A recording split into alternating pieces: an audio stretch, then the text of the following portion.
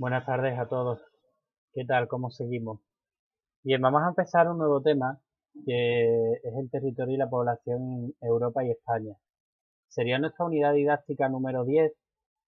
Vamos avanzando ya en el temario, nos va quedando ya poco. Vamos a hablar pues de cómo se organiza el territorio europeo y español y además vamos a ver a nivel poblacional qué es lo que ocurre en estos territorios. Tenéis que tener en cuenta que aunque hablemos de la ciudad como elemento, luego en el siguiente tema lo abordaremos de forma concreta, ¿de acuerdo? Así que, aunque tratemos algo de las ciudades en este tema, ya os digo que en el siguiente será donde lo desarrollemos totalmente. Bien, vamos a ver, como os he dicho, pues evolución política de la Unión Europea y de España, la población europea y española, deteniéndonos en concreto en rasgos de la población, emigración, inmigración en nuestro país. Bien, ya refiriéndonos al primer apartado que va acerca de la organización política de la Unión Europea, decir que aunque el tema habla de Europa en general, hemos de decir que la gran mayoría de los países europeos forman parte de la Unión Europea. De ahí que hayamos decidido hablar de la organización política de la Unión Europea englobándolos a todos como si todos formaran parte, y no es cierto, ¿vale? Pero como ya os digo, que engloba prácticamente al 85-90% de países que conforman el continente europeo, pues vamos a detenernos en la Unión Europea porque además nos interesa especialmente porque formamos parte de ella. Nosotros somos uno de los países que forma parte de la Unión. Bien, en el primer apartado vamos a hablar de cómo se forma la Unión Europea. Bien, es cierto que Europa en la Primera y en la Segunda Guerra Mundial pues va a estar totalmente dividida en distintos bandos, peleando continuamente entre sí, con una continuas rivalidades, sobre todo entre Francia y Alemania, aunque bueno, Italia y Reino Unido también participan en esas rivalidades. Y es cierto que, como digo, que una vez que finaliza la Segunda Guerra Mundial, va a haber una serie de políticos que van a intentar mirar más allá de esa división que se había ido produciendo y se van a formar los primeros intentos de integración.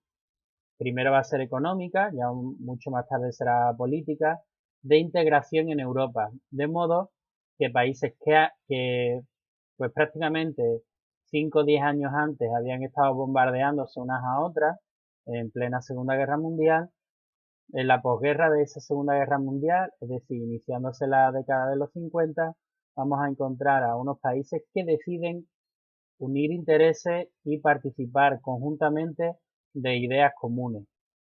Entonces, bueno, nos tenemos que remitir, aunque no aparece ahí, a un primer contacto que es la CECA, que es la Comunidad Económica del Carbón y el Acero, en la que ya algunos de los países que van a participar en la primera, digamos, Comunidad Económica Europea, la CEE, que va a ser el embrión, digamos, pues ya van a participar en estas CECA. Como digo, la Comunidad Económica Europea, la CEE, que es el nombre antiguo que tenía la Unión Europea, hecha a rodar a partir del Tratado de Roma de 1957.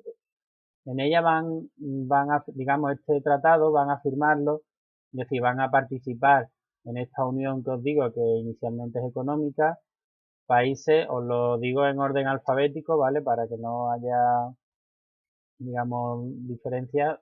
Bélgica, Francia, Italia, Luxemburgo, Países Bajos y la República Federal Alemana, que sería la Alemania capitalista antes de que se unieran en 1990 con la parte, digamos, que anteriormente fue comunista. Bien, como os digo, bueno, los países del Benelux, que sería Bélgica, Luxemburgo, Países Bajos, a esto le unimos los dos rivales, Francia y Alemania, que habían sido rivales en ambas guerras mundiales, además de Italia. Bien, es una unión que es aduanera, ¿vale? También en el ámbito de la política agraria común y también en el ámbito de la energía atómica, algo muy importante, formándose una comunidad que va a recibir el nombre de Euratom. Bien, las primeras ampliaciones se van a producir hacia el norte y hacia el sur. Hacia el norte, en el año 1973, vamos a tener a Dinamarca, Irlanda y Reino Unido, que ya ingresan en esta Comunidad Económica Europea. Después, en el año 1981, vamos a tener a Grecia.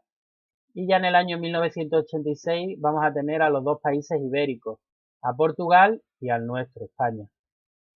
Bien, en el año 1992 se produce un hecho muy importante, que es el Tratado de Maastricht, que es una ciudad de los Países Bajos, de Holanda, donde se van a reunir todos los países que formaban parte de esta Comunidad Económica Europea y van a intentar dar un paso más, que esta unión no sea solo económica, sino que también pueda ser política.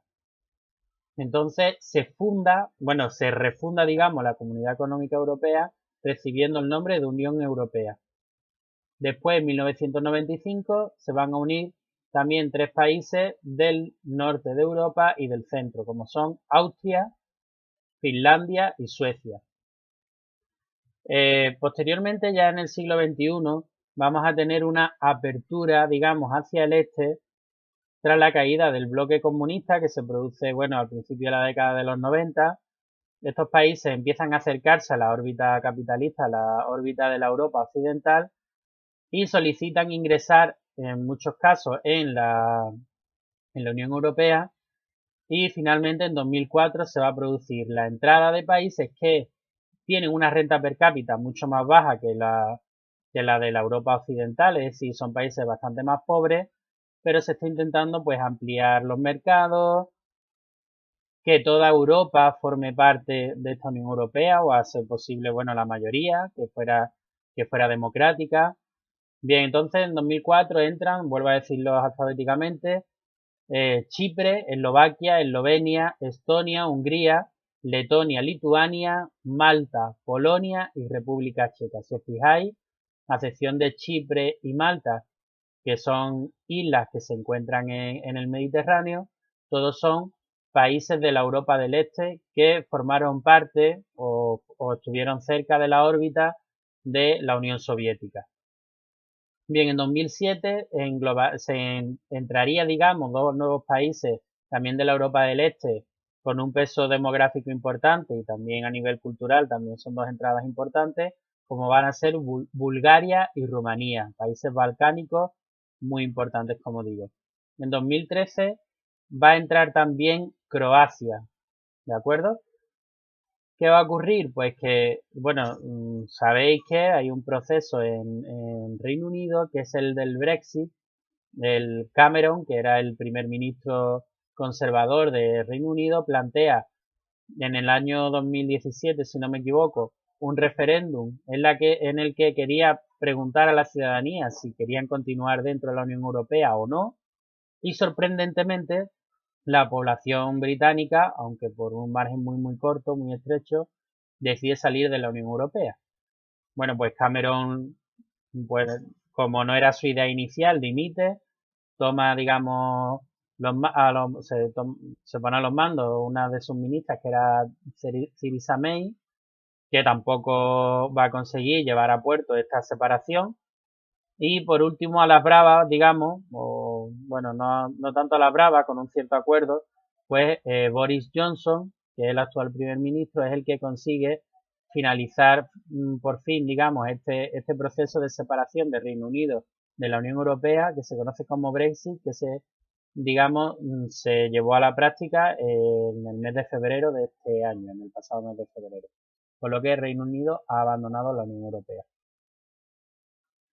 Y en las instituciones principales, me estoy alargando mucho, voy a intentar cortar un poco.